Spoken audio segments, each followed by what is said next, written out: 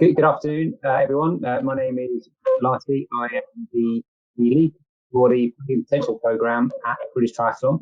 And I'm here today with Georgia Taylor-Brown. Maybe Georgia will give a wave.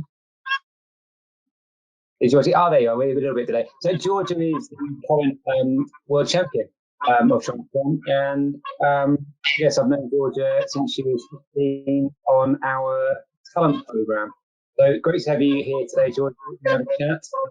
Thank you very much to AJ Bell for bringing us together for what is my first webinar. So, hello to you, Georgia. Thanks for having us today, and thanks for joining Rick as well. I guess we're just going to be answering a few questions today. I am Georgia Taylor-Brown. As Rick mentioned, I'm triathlete and I'm the current world champion and aiming for Tokyo this year. So we're just going to answer a few questions.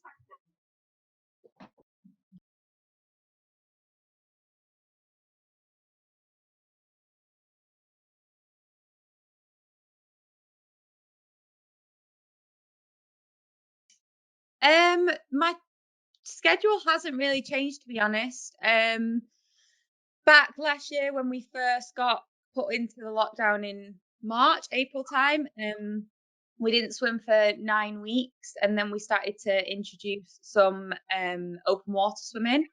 But then apart from that, it hasn't really changed drastically. We introduced swimming back in, and then now we're back to normal, to be honest.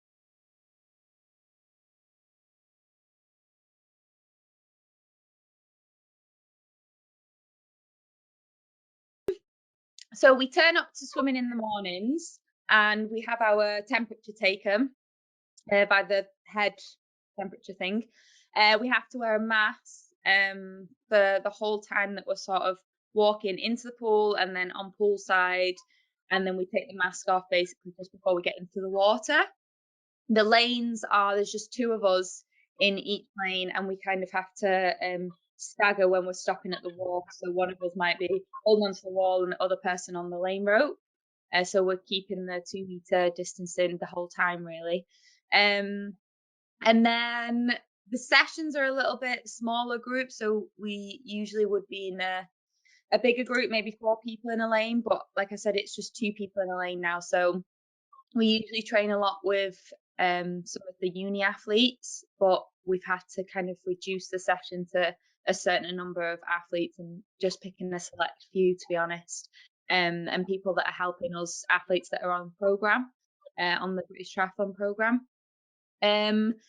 So that's swimming. Cycling, at the minute, you can only meet one other person to train with, which is fine. It can be quite difficult sometimes. So that's when it's an uncoached session, when we're sort of out riding our bike or when we're going for a run or something. When it's a coach session and it's on private land, we can actually have a bigger group, which we're quite fortunate to have that for things like cyclocross, where we do cyclocross sessions on private land, so we can have a bigger group there. And I guess it has been difficult having less people to be able to train with, because it's nice to have bigger groups on the bike, especially for a long Wednesday ride. It is quite hard when it's just the two of you, because you don't ever get a chance to just sit up and relax. So yeah, it's definitely been difficult, but we're quite lucky that we still get to meet one other person, because especially at the minute when the weather's so bad, it's quite hard to actually get yourself out the door. So it's good to just have someone to meet that can get you out the door. And like the easy runs as well, it's good to have someone to meet for those when we've had like snow and all sorts recently. But yeah, we are very lucky, and we're in a fortunate position where we haven't really been affected too much. Obviously, last year we didn't get to race as much as we wanted to race, and the Olympics was postponed. But we can still train, and we've been able to continue everything that we need to do, really, to be able to focus on the Olympics now and the World Series, and definitely Leeds World Series again, because I really want that back.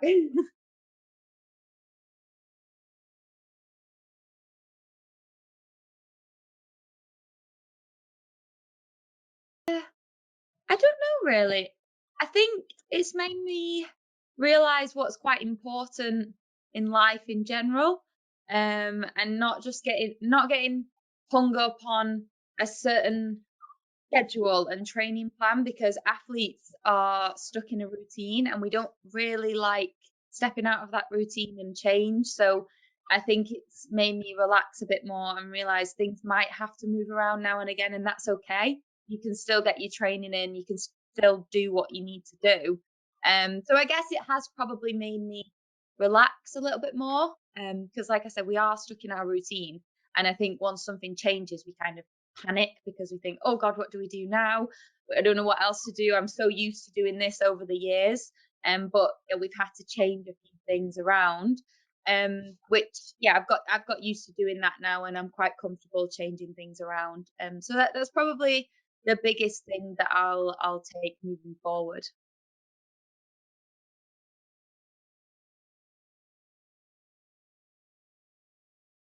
But I didn't really take up anything new, to be honest.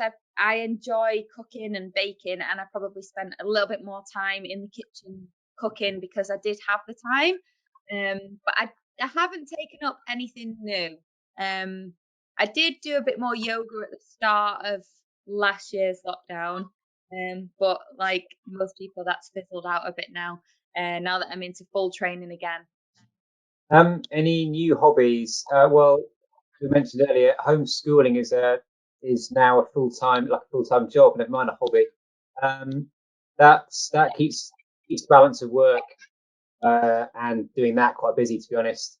Hobby wise, no, I'd say, I mean, a bit like Georgia, cooking. I've got two young kids; they're not going to cook for themselves, so I've had to do more cooking because I'm around more. But no, other than that, hobbies just it's just enjoying being able to go outside, to be honest, and keep active and just keep doing bits of activity that I enjoy doing anyway, and I can still do. So going out for a walk, going out for a run. That's about the extent of my hobbies, to be honest.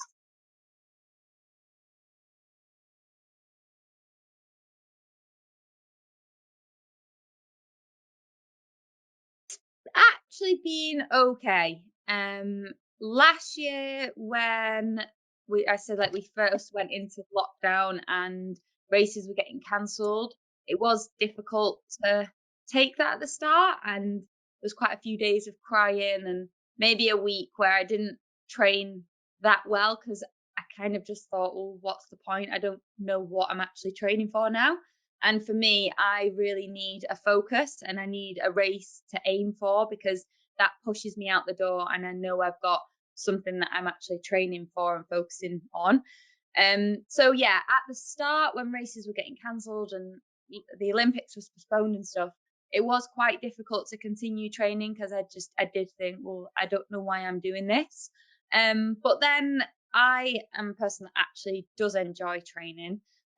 So we kind of went back to winter training. Instead of doing faster sessions that would get me ready to race, I just kind of did long, steady things like a long, steady run, a long, steady ride, and just things that I wanted to do and enjoyed doing.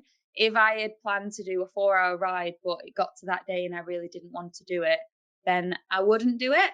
Um, so yeah, it's been okay, and it was difficult when races were cancelled because that's what we train for and what we aim to do, and that's kind of our dreams. Felt like they were out the window when the Olympics was postponed because I thought, well, it might not even happen now, and I've been focusing on this for so long. But then you kind of realize, look, we're actually in quite a fortunate position, and there's a lot worse things going on around the world right now. So I just took a little bit of time away and just focused on myself and relaxed a bit, did the things that I wanted to do, and then we started to get back into some sort of proper training when we heard races were going to be on again. But yeah, even now it's quite difficult because we still don't know when races might happen.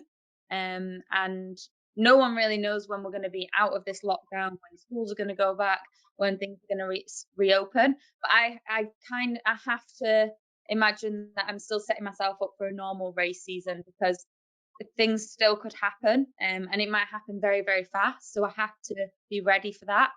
So yeah, right now I am getting ready for a normal season, but I don't know what will happen yet. But I'm fine with that, because I think it's the thing is, as an athlete, when you're injured, it's difficult because you feel like you're in that on your own, because you see everyone else out in the world is training and getting ready to race. Whereas this is quite different because we're not injured, but it's kind of like we're all injured together because we're all in the same position. So I don't feel like I'm missing out on anything because all of the athletes around the world are in the exact same position.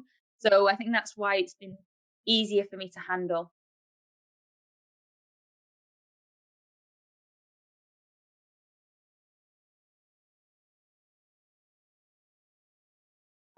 Yeah, I mean, George has put it really well. I think I was nodding a lot with what George was saying. It, goes back.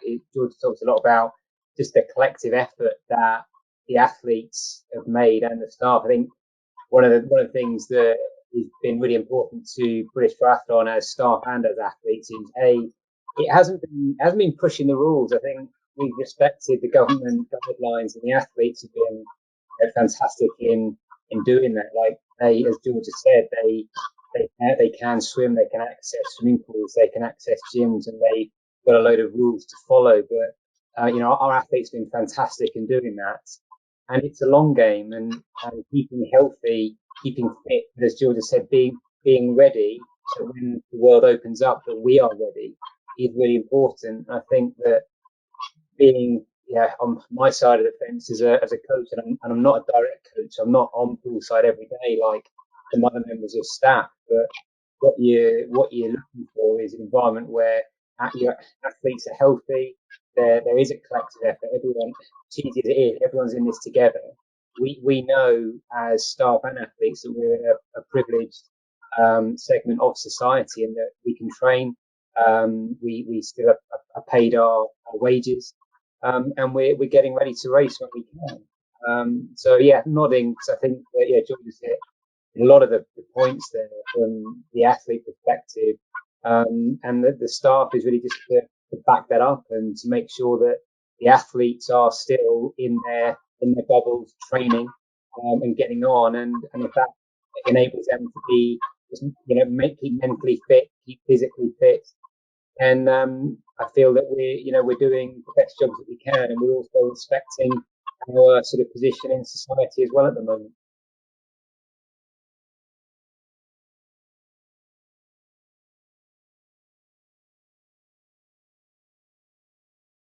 Yeah, no, I think it's obviously been quite important. I think everyone's realised how important it is to check in on others at this time, because some people are living alone and people might not get out as often, and it's been harder on other people than we might think.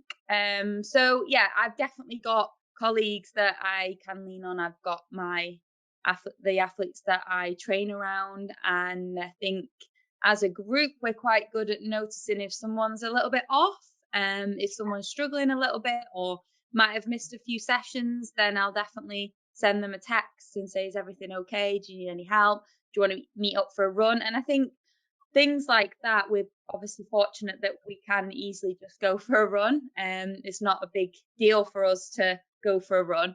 So it's quite nice just to use that time to relax with someone and just say, look, let's just go for an easy 30-minute jog and take your mind off whatever it is that you're worrying about, and let's think about something else. So I think it is very important to check in on each other. And I know that for you guys, if you're sort of working in an office normally, not in these times, but you again, you'll notice if someone's a little bit off. But right now, when you can't see each other and everything's virtual, you might not notice. So I think it's important to maybe plan meetings in or whatever every month. Like with my training group, we just had a call today actually, and we kind of just get together on that call and discuss what we want to do for the next 4 weeks. And going back to what I said about having something to focus on as well, I think that's also quite important. So even just having that call to focus on and then planning for the next 4 weeks is quite an important thing to do. So yeah, I've been fine personally. but I know a lot of people have probably been struggling, and I've tried to help a lot of people out during this lockdown and just make sure that we're meeting each other for a bike ride or a run or whatever, and keeping spirits high, to be honest.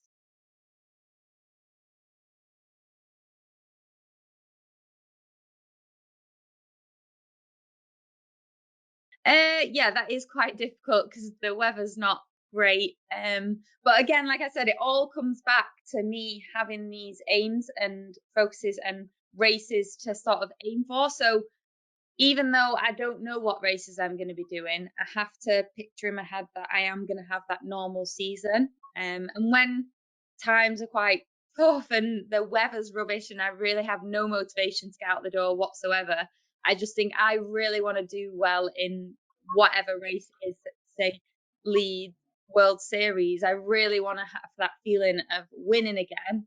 And I know that I need to get myself out the door to be able to have that feeling of winning again. So that's what I use personally when I am really struggling for motivation. I have to think about a race that I really want to do well in. I think it's also, I mean, things have come on so much. Like I use I guess it's kind of a game called Zwift, for cycling. It's sort of a video game, I guess you could call it. I don't know what it's called. It's a virtual cycling world. And with like times have moved on so much now, and I can go into my cellar and ride on a static bike with other people around the world. And I think that's a crazy thing that we can do, but it's so much better and it's just safer as well.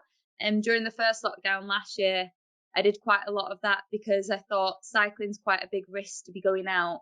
And even though I could go out because we were just exercising once a day, I chose not to go out riding because I thought if something happened, then I don't want to be calling the emergency services when they run off the feet right now. So I can easily just go into the cellar and I just use my one exercise a day to go out running or walking the dog.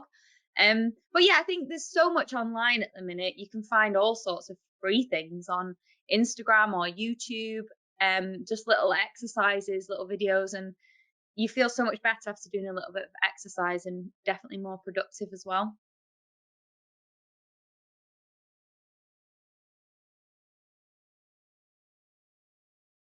But yeah, I think for me it's been really interesting. With the I think George has really described that, her morale and the morale of senior elite athletes has been an issue with the, obviously the Olympics being postponed, and their training provision has been different to younger athletes. I think I'd say a lot of my attention with morale and making athletes are supported, has been very different because I mean, everyone's world was turned upside down, but without school, without exams, without their training, they couldn't swim, they still can't swim. Teenage pathway athletes, that's been incredibly difficult. I think some of the things has been, literally as George has said, it's making sure through our coaches that they're connected to people. So the younger athletes, obviously, they'll be at home with their families, so they're with their loved ones. That's one thing. Their training environments have been literally ripped apart. So it's really making sure they've got a connection with other people, with one another, if they're from the same club or the same academy. And another great thing that has happened is a number of athletes, and Georgia must have done, for, I don't know, 6 or 7 calls, or I've asked Georgia to do a couple of videos that I can then send out to people, and having Zoom calls with senior athletes like Georgia on, it really, really raises morale. And I think the senior guys sometimes underestimate how much they they can lift people by just giving simple messages and describing what challenges they're going through, and that really connects with younger athletes. But yeah, I think for me the biggest focus has been making sure through all our academy coaches, the work they do is tremendous, because the issues that the teenagers have had have been different from what the elites have had, because the elites have been able to still do some swimming, and they've been able to do some gym, and these younger kids, they haven't been able to swim at all, and that's been really stressful. So yeah, trying to do what we can to remove stress and anxiety has been really what we've been trying to focus on. And I think it's I think it's also quite important this time of year, and especially during this lockdown, not to get hung up on things. If you have to miss a session because it's snowing or it's too windy or it's raining, don't panic about it, because that's the first thing an athlete will do. They'll panic. And I'm not gonna lie, I panic as well if I have to miss a session. But I think, yeah, you can't get hung up on it. It's just one session. And I think you have to be kinder to yourself and listen to your body as well. Because in the winter it's definitely quite difficult to train, and when it's colder it takes more energy from you and you do need to recover better. So I think it's fine to miss a run here and there, miss a ride, miss a swim if you need to have a lie-in. Yeah, just not being too hard on yourself this time of year.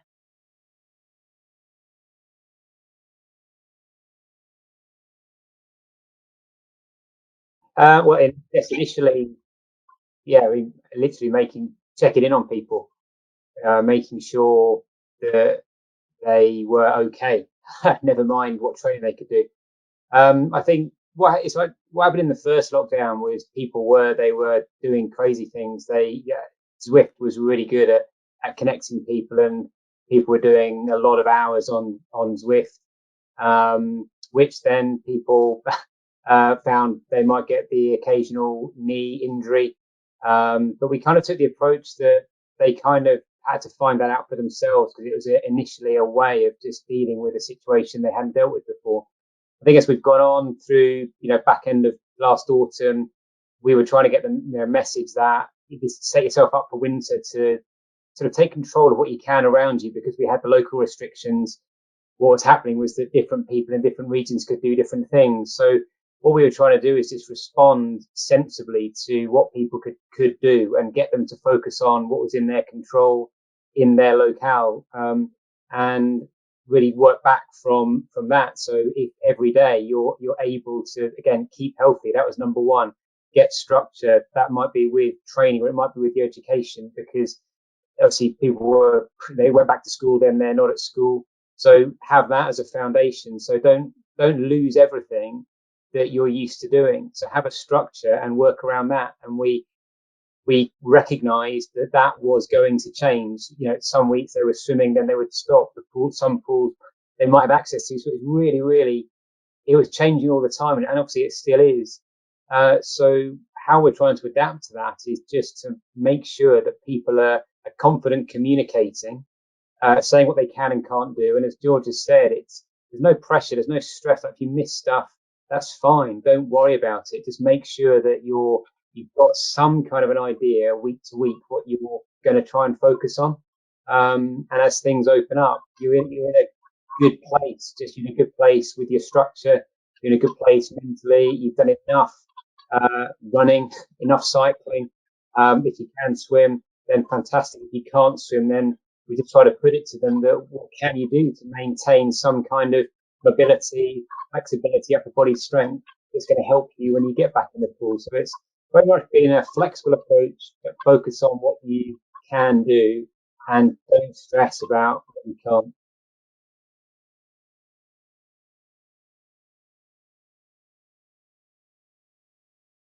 I guess, yeah, for me, right at the start of the first lockdown in April 2020, we couldn't swim, like I said, for 9 weeks. So that was difficult, and I was panicking because for me, swimming is the thing I need to work on the most, and that's my weakness.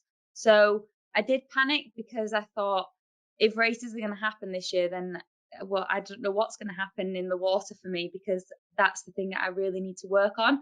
But like Rick said, even when we couldn't swim, I was still trying to do my like upper body mobility and keeping a bit of strength there. Just it was nothing amazing. It was just like band work, or literally just doing some yoga or Pilates just to keep some mobility in my shoulders, because they'll get stiff and lose muscle tone quite quickly. So yeah, for me, I guess it was right at the start of lockdown when we couldn't swim. I had to adapt to that. But again, going back to Rick's point earlier, I still kept a routine. So I still got up at the same time every day, even though I didn't need to get up. I didn't need to get up as early as I did, but I just liked having that routine. It made me feel a lot better. I could have laid in bed till 10, 11 o'clock, but I like to get up early, even though I'm not doing anything. And just the night before as well, I would kind of write on a piece of paper what I wanted to do for the following day, down to like the certain time that I wanted to do it. And even if it was something like get in the shower at this time or clean the pots at this time, it was just something tiny for me to look forward to doing. And it was written down, so I knew that I had to do it. So yeah, it was just tiny, tiny things like that. Because again, keep going back to it, but as an athlete, I need those aims and those focuses. So I have to have something to focus on, and that will get me out of bed, and it just makes me feel like I've got a bit more of a purpose, to be honest. Sorry, my turn. I guess a different angle on this. I think I remember the question. Yeah, it's very much structure. It was obviously, my working day is different as a coach, but as I described, I'm not a direct coach. I'm not on poolside every day. So for me, the biggest change or challenge, and it still is really, is travel. Like not being able to go and really see people. Like I haven't seen Georgia face to face since we've been in Hamburg. I haven't seen any colleagues really face to face on poolside or at a track, for a year. So keeping connected with people, having a daily plan. The toughest bit has been not professionally being able to travel and do those face to face elements of my job that I really enjoy and are critical, but had to find different ways of keeping connection with people, which is obviously what we've done virtually. And that's kind of where we're at because obviously at some point the restrictions will ease and we'll be back to normal. But want to make sure that when that happens, that as Georgia said, as an athlete, you want to be ready to go and race. As a member of staff, you are just mentally just want to be in the right place and on top of things, so you can hit the ground running again, which is hopefully what we'll all be able to do soon.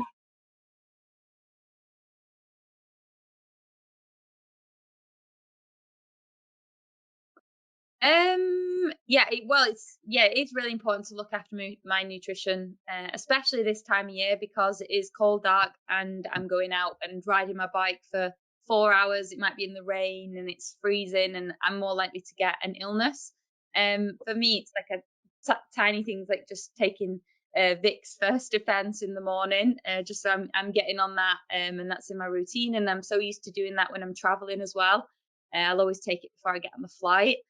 And then just really making sure I am getting in all the obvious things, all the fruit and vegetables. A big thing is my protein after hard sessions, and even just taking protein whenever I feel like I need to take it, not just after a hard session. I just put in protein powder in my yogurt or whatever. Just keeping on things like that and the recovery side of it. And then I guess just making sure my fluid intake is high. I don't know, all of the obvious things, but they might be obvious for me, but maybe not for other people. But it's just generally eating well, which I find quite easy to do because, like I said, I really enjoy cooking and I like my food, so I find that quite an easy thing to do to eat well. But just you can find so many things online for different recipes, and following things is quite easy. But I'd say key things right now is my getting my recovery in straight after sessions.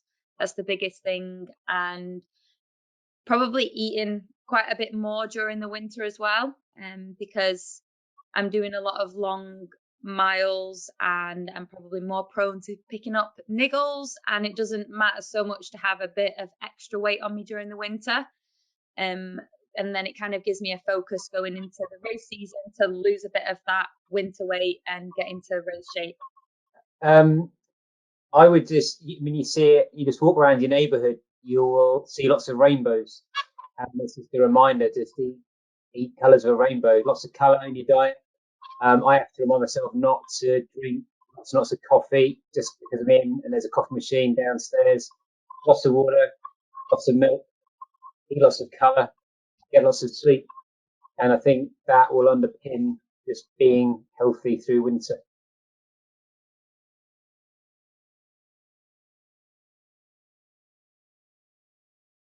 Yeah, definitely. For me personally, anyway, I think when I eat something that's full of colours on my plate and everything that I need to be getting in me to be able to perform well, I feel a lot better as well. Whereas if I don't know, get a takeaway or something, I don't feel good for that. I don't enjoy that. So yeah, I think it definitely helps your mental health as well. I think I don't know what you just feel a lot better when you get a good substantial meal in you and something that you've cooked yourself as well. You feel quite proud of it that you've made that and it tastes delicious. So yeah, I think that side of it as well, it is good for you mentally, but also I don't know, it makes you feel quite good knowing that you've produced this plate of food, and it looks good, and you can have fun with cooking really. I enjoy it anyway.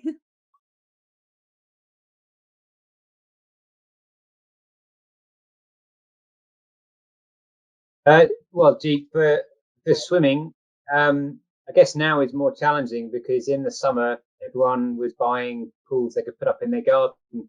I For swimming, if people have got bands, any swimming bands or kind of elastic cords that you can tie them to door handles, and well, literally you can just practice being able to attach and pull back, so you can use elastic to keep recruiting some of those muscles that you need for swimming. It's not going to replicate and replace swimming, but that would getting elastic bands, swim cords would be the number one thing, and just set to doing small blocks of 10 minutes of doing some of that a couple of times a day if you can.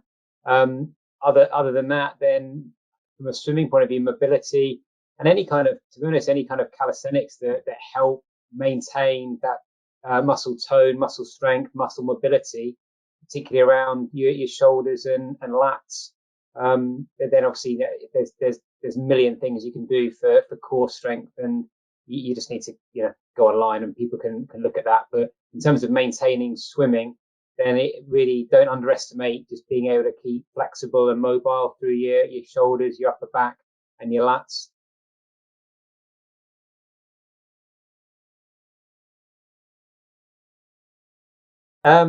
I think they should be focusing on what they want to be focusing on. I think how people want to use, if it's an hour they've got, then that will change every day depending on their mood as much as anything. I think, without getting too wishy-washy, I think you can go out the door and just decide to run easy. You can go out the door and decide to do a build run. You could go 20 minutes easy, 20 minutes medium, and then if you're feeling good, 20 minutes hard at the end. That will just take you through a range of, of aerobic speeds, and will make you come back after an hour feeling you've done some work.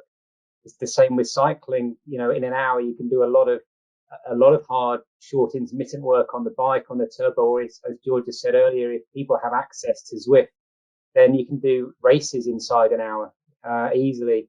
But also, just not to underestimate, just enjoy going out and running easy for an hour. It's not fancy. It's not a session per se, but if you want to add them up, doing an hour of aerobic exercise every day, that's going to be good for you physically, and it's going to be good for you mentally. And I think that far outweighs trying to do a special session that you can go out and smash out for an hour, and then you're left with frustration because you've done something to your Achilles or your knee or something, and then you can't enjoy exercising for an hour for a week or 2 weeks. So I think really just listening to your body, how you feel when you go out the door. But yeah, just to do what you enjoy doing within that hour.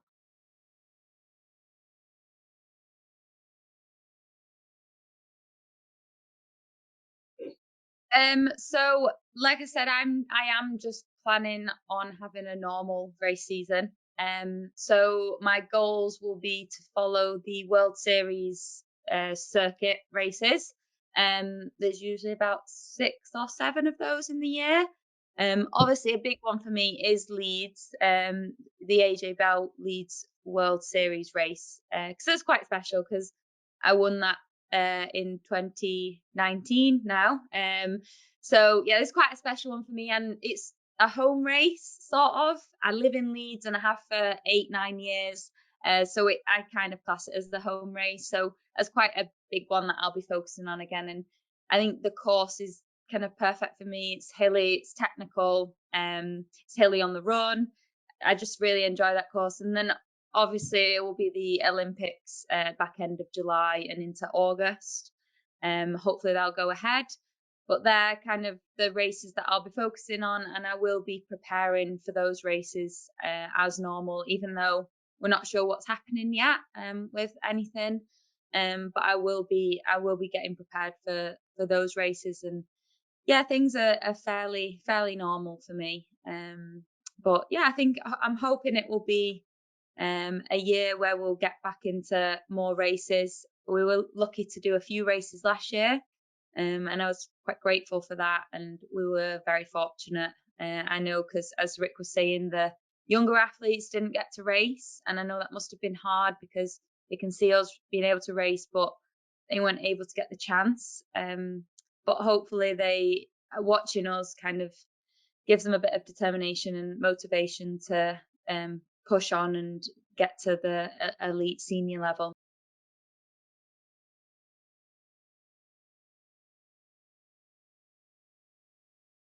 Yeah, it was really, really special actually. I think I cried a little bit coming down the finishing chute. Just because that was my first World Series win, and to be able to do that in front of my family, there was about 20 of them there. That was it just felt really special because I don't really get to share those moments with my family ever, apart from in Leeds, because the races are all over the world and they can't really travel with me. So it did feel really, really special to just see how excited they were. And even just coming in from Roundhay into the city centre, and on the first lap of the bike, I just hear them screaming. It just puts a little smile on my face knowing that they're there for me the whole time. And yeah, I just want more of those feelings of coming down the blue carpet and grabbing the finishing tape.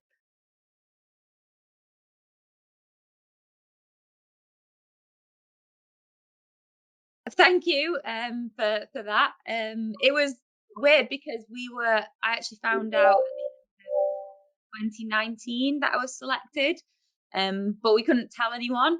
And then when it got announced, it was quite nice. It was a bit of a weight off our shoulders, really, because I wasn't great at lying to people, and I had to kind of pretend that I was still aiming to qualify, even though I already knew I had qualified. So yeah, it was nice to be able to get that out and let people know that we're going. And yeah, it's very exciting. But yeah, it was difficult last year when I think Leeds got cancelled first, and then maybe less than a week later the Olympics got postponed. So like I said, that was a really tough week. There was a lot of tears, because I kind of thought, well, we had a really good training block through February and March in Australia, and the main focus was preparing for the Olympics and the heat there and the whole environment around it. So yeah, it was difficult hearing that it was going to be postponed, but I have full faith that they will do everything they can do to get the Olympics put on as it should have been. It might be behind closed doors. There'll be no fans. I think we already know that there won't be an opening and closing ceremony, which is a shame because it's my first Olympics. So it would be cool to experience all of that. But at the end of the day, I'm going there to do a race, and it's a race that I've dreamt of since I was a kid. So yeah, I really hope it can go ahead, and I'm just excited for it, really. But again, I'm not putting too much pressure on myself because people kind of keep asking, will you go into the Olympics with a different mindset, or are you nervous for it? But I'm not, to be honest, because it's still just a triathlon, and I've done so many of them now, and I have to just see it as just another race, because I think you can get too hung up on it being the Olympics and the pinnacle of all sports and the biggest race in 4 years. You can just put too much pressure on yourself, and I don't think you need that. It is something that I'm doing every single day, and as long as I know that I've put in my best efforts and I've done everything possible to get to that start line in the best shape of my life, then I can't be disappointed with the end result.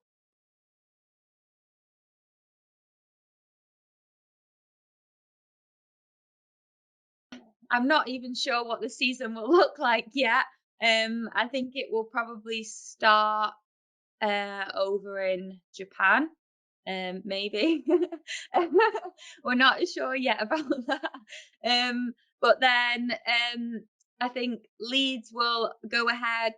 There'll be the Olympics, obviously, and then I think we'll head to Canada, and then Bermuda. There's quite a few different races going on. But yeah, we're not sure what the start of the season will look like yet. There are some Super League races right at the start. The Arena Games might take place in London. So that's a completely different format. And as me and Rick were talking about, that's where we do Zwift racing. So it's all virtual racing. So we do actually race together in like a pool, and on the pool side where we're on the static bikes, we swim in the pool and we run on a curved treadmill. But it's all kind of in the Zwift virtual world as well. So that's quite interesting to watch. It's something different and might be something that we'll have to get used to in the future. But yeah, apart from that, it's just following the World Series around really, and there's probably a race every month starting from about April.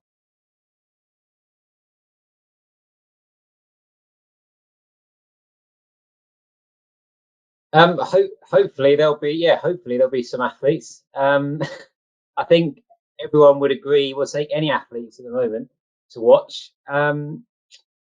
Look, across Britain, there's great depth. I think I don't need to list all the senior athletes there. You know, there's obviously still hopefully an Olympic team to fill, and I expect there to be great competition for those remaining places on the men's side.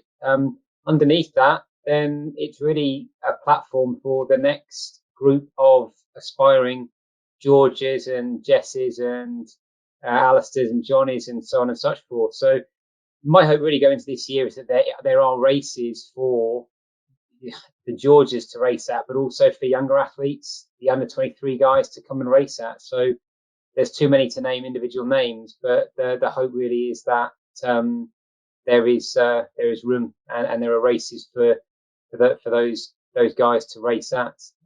Leeds is a great opportunity. If it does go ahead, we'll get more spots in the start line. So many of the athletes in Leeds who are on programme, Sam Dickinson, Tom Bishop, Sean, Rainsley, Nick Waff, Gordon, then hopefully those guys can all have access to a World Series race. But beyond that, with all the uncertainty, just really all the athletes will be grateful for any opportunities they get to race this year for sure. Leeds is quite important because it's a home race for British Triathlon. We get more slots for starts, so it does give the younger team a better chance for a World Series start than they would if we were travelling abroad. So I think that is quite important, and it's an easier way to introduce them into a World Series, I guess, because it is a home World Series. So the pressure of all the travel and different things going on is taken away. So yeah, I think Leeds is quite important for us British athletes because it gives us more of an opportunity to get more men and women on the start line.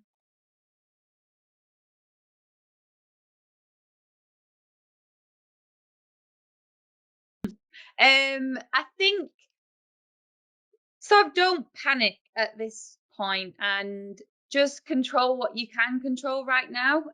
There's no point worrying about the fact that you can't go swimming because you can't control that. That's out of your control, and there's worse things going on around the world, like I said. So just control what you can right now. You can still ride your bike. You can still work hard on your run. You can focus on all the little things that if you weren't swimming, you might be too tired to actually think about all the technique side of things. So just focus on the small things like your technique. Every time you go out running, concentrate on a little something that you really think you need to work on. For me, that might be just relaxing my shoulders when I run. I tend to tense up quite a bit. So it's important to just focus on those tiny things. And yeah, just set yourself a plan for the day as well. So just give yourself something to look forward to.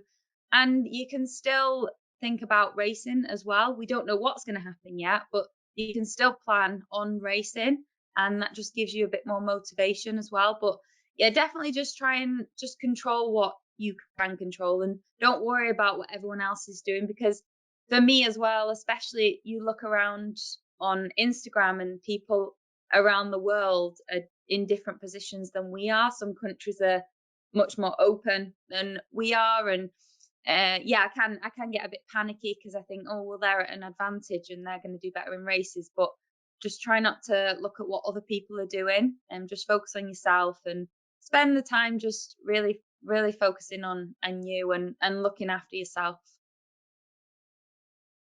Yeah, I would agree. When you're saying that, Georgia, I do think back to when you were there, 15, 16, and had all your stuff marked out with a highlighter pen, and it would be just trying to have a plan. And it sounds really boring, but that is the best way of just taking control of what you can do now. And if many of the young athletes, obviously they'll be in school or further education, not all of them maybe, but most of them. And I just think having that structure is so important. And if you in full training as a younger athlete, you might do 20 hours a week.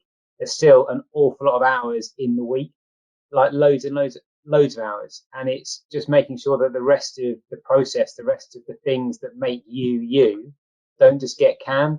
So just focus on the training bits that you can do. As Georgia said, don't stress about if you can't swim at the moment. It's just the moment. Just be ready for when things open up, but be ready in all the other areas of your life as a teenager, as a young athlete, that when things open up, you're just ready for it to open up, and it's not a massive change for you because you've got all these other elements of what you do in place.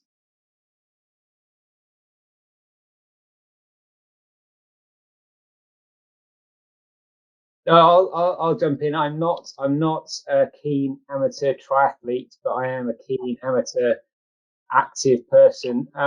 I think each person is going to have a very individual home situation. You can get up in the morning. If you've got kids, get up before they get up, go downstairs, put the coffee machine on, do 10 or 15 minutes of mobility, stretching, bit of yoga, some core while your coffee's making. Coffee, get your breakfast, get the kids up, do what you need to do in terms of work and managing time. If you've got an hour at lunchtime, go out for a run. Do that on your own. Don't do that for training time. If you want to do a training run, it's a steady run or an interval run. Put something on your Garmin. You could run 6 by a mile in an hour if you wanted to. That's what I sometimes do.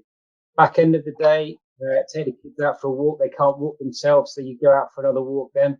Then you can go into your garage when the kids are in bed, and you can get the cords out. You can sit on the turbo because you can train twice a day, but you've only gone out once a day. So look at the rules, follow the government guidelines. When you go out and train, that has to be individual to you on what you want to achieve from going out your door for a training run or a training ride. Other bits you want to do, core mobility.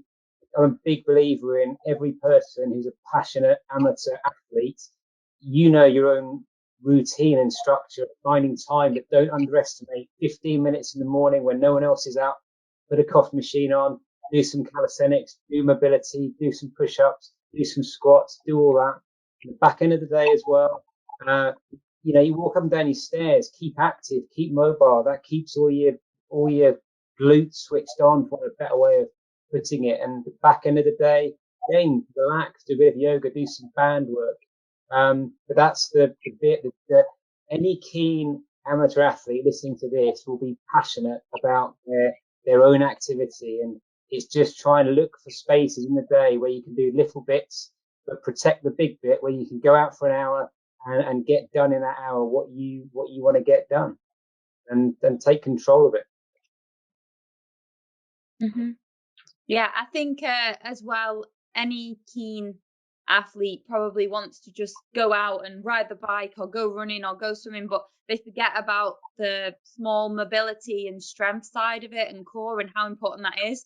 I spend quite a lot of time in the gym, and I have over the years, and I've learned that through being injured, that I need to spend more time in the gym. So just doing a 15-minute core session, it's only small, but you get so much out of it and you really will see the results from it. And like I said before, you can find so many things online for that. You don't need to get a personal instructor or anything. You can find so much stuff online. And it's just really small things. Rick said about glutes. Glutes for me are so important. So just doing even a tiny thing that I do, which is kind of my glutes and a bit of foot rehab, prehab, is when I'm brushing my teeth, just standing on one leg. And it's something really tiny like that, but it makes a massive difference to me. And yeah, the things can, like rehab can be a bit tedious, but it does make a big difference. And you only need to do it for 10, 20 minutes a day. But yeah, it's quite important. And you don't need equipment for most of it as well. A lot of it is just body weight, and it's just doing your core exercises. And that'll make a massive difference. And especially for triathletes that can't swim right now, doing all of those things really does help. So I got into yoga quite a bit. I was doing it most days when I couldn't swim last year. It just made my introduction back into swimming quite a little bit easier. It was never going to be super easy, but it made it a lot easier, and I didn't lose all my mobility around my shoulders and my strength. So yeah, it's just the tiny things like that to focus on right now. And yeah, going back to what Rick said, just setting time for yourself, because you can forget about yourself sometimes, and you need to have a bit of me time. Well, yeah. Thank you, everyone. Thank you, everyone, for listening. I hope it's been useful to you. So, yeah, thank you and goodbye from me, and thank you and goodbye from you, Georgia. Yeah, thank you very much for listening, guys. I hope you got what you needed out of this, and it's given you a little bit of motivation and a bit of structure to think about. And yeah, lastly, massive thank you to AJ Bell for putting this webinar together.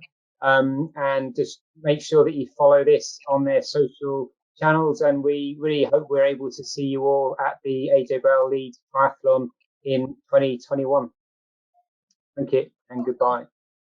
Thank you.